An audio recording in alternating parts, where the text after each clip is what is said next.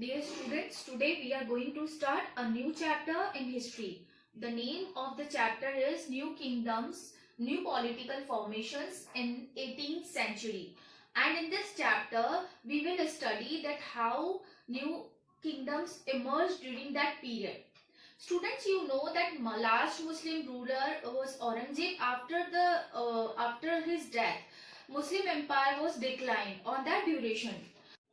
Now, causes of decline of the Mughal emperor is that later Mughals, after the death of Aurangzeb, Bahadur Shah, Aurangzeb's eldest son, ascended the throne in 1707.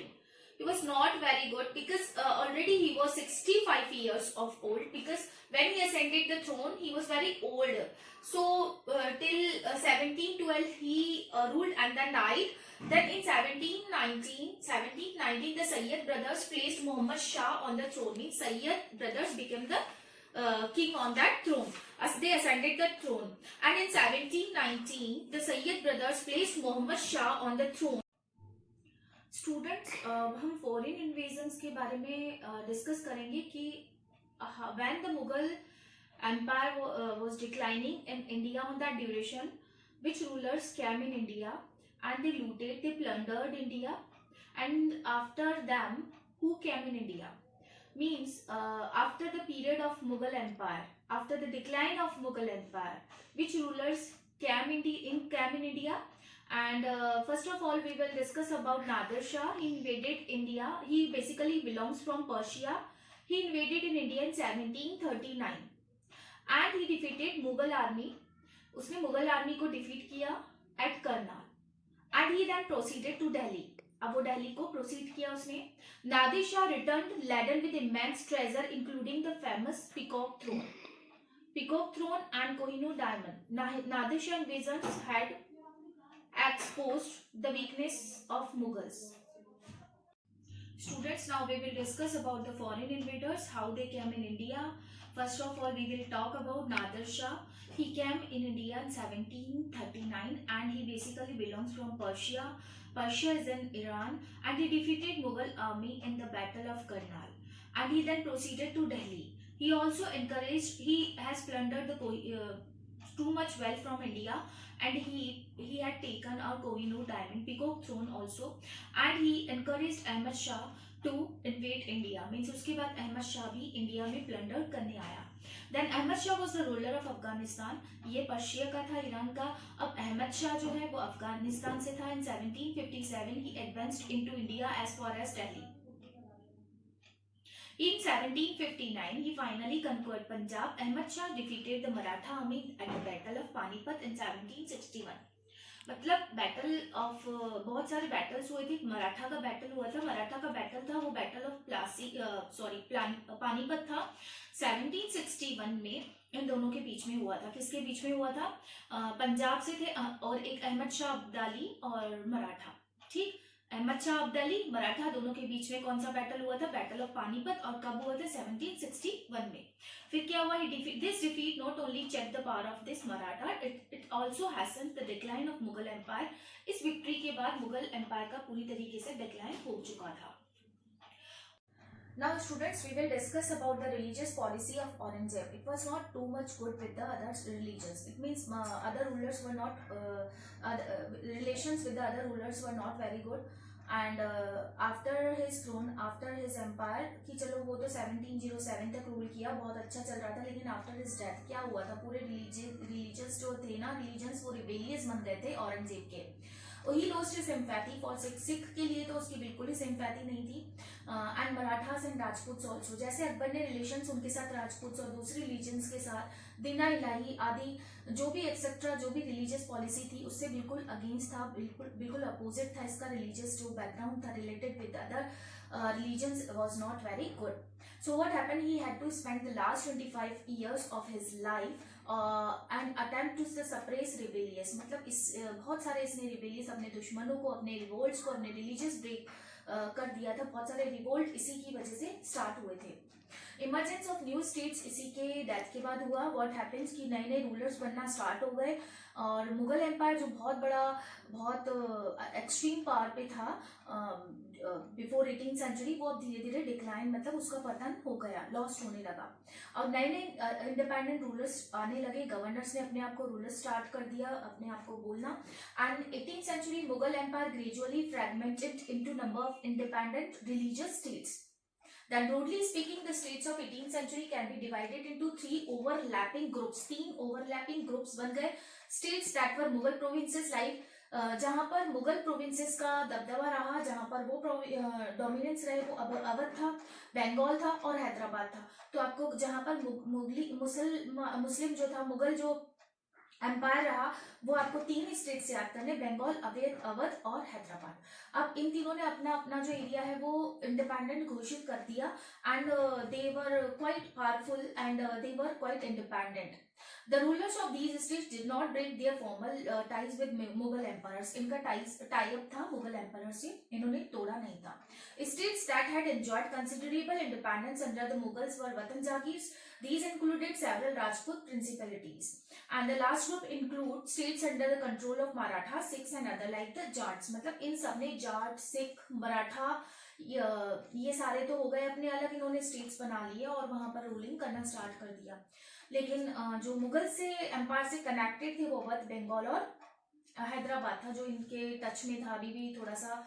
इनके जो rulers थे वो इससे connected थे Mughal empire से, whatever वे B means. ये 3 prominent states थे, बाकी तो सारे इंडिपेंडेंट हो गए। जैसे सिखों ने अपना कर दिया, मराठा ने अलग कर दिया और राजपूताना शासन जो थे उन्होंने अलग कर दिया। That's all regarding with that topic. And the old Mughal provinces, old Mughal provinces मतलब जब पुराने मुगल प्रोविंसेस थे, जो पहले वाले थे प्रोविंसेस। प्रोविंसेस क्या होता है? स्मॉल एरियाज, मतलब पूरे इंडिया के एरियाज डिवाइड हो गए और वहां पर हर एक गवर्नर यानी गवर्नर जो है वो रूलर बनना स्टार्ट कर दिया और सब मुगल एम्पायर से अपने आप को अलग करने लगे और वो धीरे धीरे धीरे धीरे धीरे अपना स्मॉल इंडिपेंडेंट स्टेट बनाकर वहां पर रूलर बन के रहने लगे और अपने ऑन रिलीजन्स उन्होंने स्टैब्लिश किए, अपना कस्टम्स, अपना जो भी था उन्होंने अपने अकॉर्डिंग स्टार्ट कर दिया। Then among the states that were carved out the Mughal provinces in the 18th century, 3 stand out very prominently. These were Awadh, Bengal and Hyderabad. Again and again the same thing. All 3 states यानी बंगाल, अवध और हैदराबाद की बात हो रही है, were founded by members of high Mughal nobility who had been governors of large provinces. सादत खान बना अवध का ruler. कौन? सादत खान। तो अवध का हमें याद करना है सादत खान। फिर मुर्शिद कुली खान, हमें बंगाल का याद करना है मुर्शिद कुली खान। एंड थर्ड असफ जहां हैदराबाद से हमें लेना है। हैदराबाद का अलग रूलर बन गया, असफ जहां अलग बन गया। इस तरीके से इन्होंने तीनों प्रिंसली स्टेट्स बना दिए। किसके बाद? औरंगजेब के बाद। देन मुर्शिद कुली खान बंगाल से था। अब हम पढ़ेंगे वी विल डिस्कस अबाउट मुर्शिद कुली खान और who was the ruler of Bengal.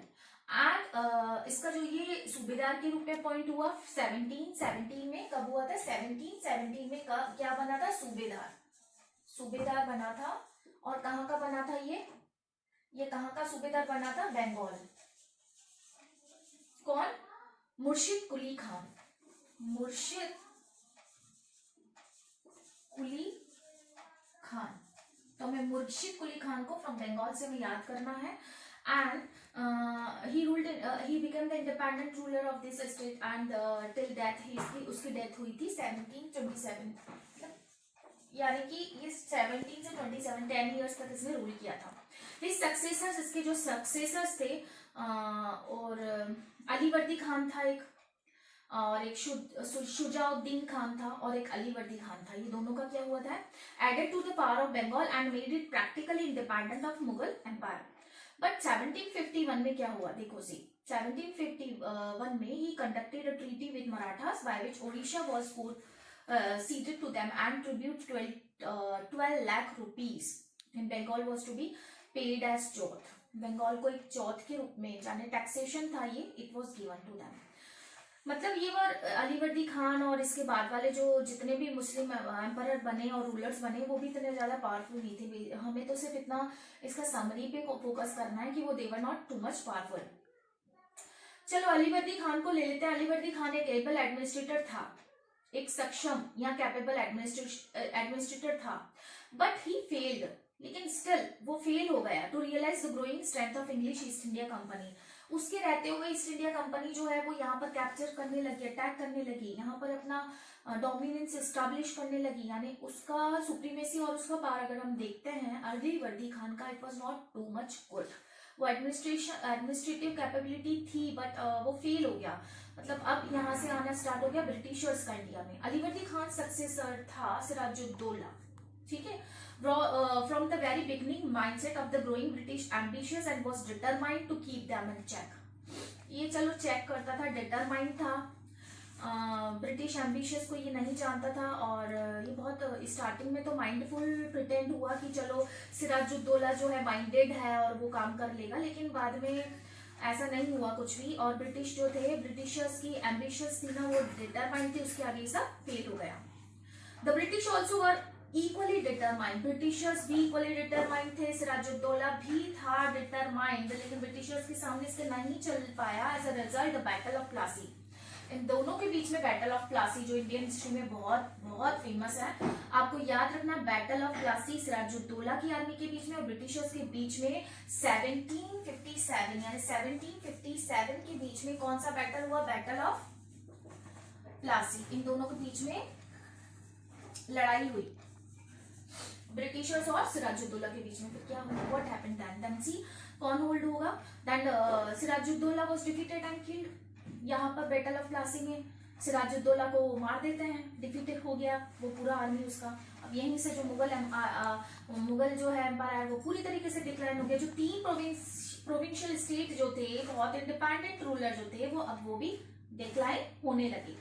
See that कि किस तरीके से ब्रिटिशर्स आए और धीरे धीरे सीज करने लगे पावर को, and British power as hold in Bengal increase, Bengal के अंदर ब्रिटिशर्स की पावर एमर्ज हो गई। That's all regarding with that point, यानी बंगाल के रिगार्डिंग हम इतना ही पढ़ेंगे। सिराजुद्दौला, इसका पहले फर्स्ट एम्पायर हमको याद रखना है मुर्शिद कुली खान, और बैटल ऑफ प्लासी आपको याद रखना है। बैटल ऑफ प्लासी 1757 किस किस के बीच में हुआ था, सिराजुद्दौला और ब्रिटिशर्स के बीच में, जिसके अंदर क्या हुआ, सिराजुद्दौला वाज किल्ड एंड अब बंगाल पे सुप्रीमेसी किसकी रही, ब्रिटिशर्स की। That's all regarding with that topic. Now